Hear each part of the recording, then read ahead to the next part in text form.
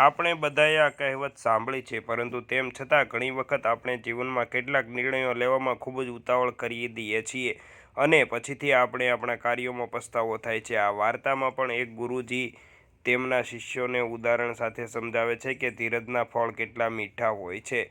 જૂના જમાનાની વાત છે. એક ગુરુ તેમના શિષ્યો સાથે એક ગામમાંથી પસાર થઈ રહ્યા હતા. ત્યારે ગુરુજીને અચાનક તરસ લાગે છે અને તેઓ તેમના એક શિષ્યને પાણી લેવા મોકલે છે. ગુરુજી તેમના શિષ્યને પણ કહે છે કે તું આ ઘડા સામેના તળાવમાંથી પાણી ભરીને મારા માટે લઈ આવ. તે પછી ગુરુજી બીજા બધા શિષ્યો સાથે એક ઝાડ નીચે બેસીને આરામ કરવા લાગે છે. તે શિષ્ય તેના ગુરુજી માટે ઘડામાં પાણી ભરવા તળાવ તરફ જાય છે. તે તળાવની નજીક જાય છે અને જુએ છે કે તે તળાવમાં કેટલીક ગાયો અને ભેંસ સ્નાન કરી રહી હતી અને કેટલીક સ્ત્રીઓ તે તળાવમાં કપડાં ધોતી હતી. તળાવનું પાણી ખૂબ જ ગંદુ હતું. એ પાણી પીવા લાયક ન હતું. તે શિષ્ય સમજી શક્યો ન હતો કે તે તેના ગુરુજી માટે આટલું ગંદુ પાણી કેવી રીતે લઈ શકે. થોડીવાર રાહ જોઈ પણ કંઈ સમજાયું નહીં અને પાણી લીધા વિના જ પાછો ગયો.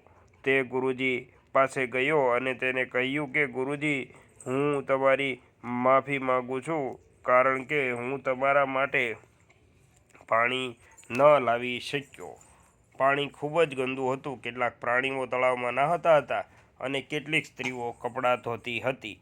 તેથી પાણી ખૂબ ગંદુ હતું અને હું લાવી શક્યો નહીં.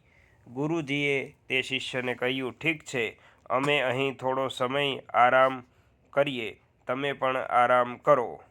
શિષ્ય બોલ્યો, ઠીક છે ગુરુજી. 1 કલાક પછી તે જ ગુરુજી ફરીથી તે જ શિષ્યને તે તળાવમાં પાણી એકત્રિત કરવા મોકલે છે. તેને કહેવામાં આવ્યું છે કે મારા માટે તળાવમાંથી પાણી લાવો, મને ખૂબ જ તરસ લાગી છે. તે શિષ્ય હવે વિચારવા લાગ્યો કે તે ગુરુજી માટે તે ગંદુ પાણી કેવી રીતે લાવી શકે.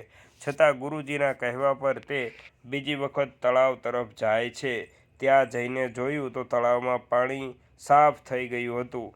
તમામ કાદવ અને ગંદકી સ્થાયી થઈ ગઈ હતી અને પાણી સંપૂર્ણપણે સ્વચ્છ હતું.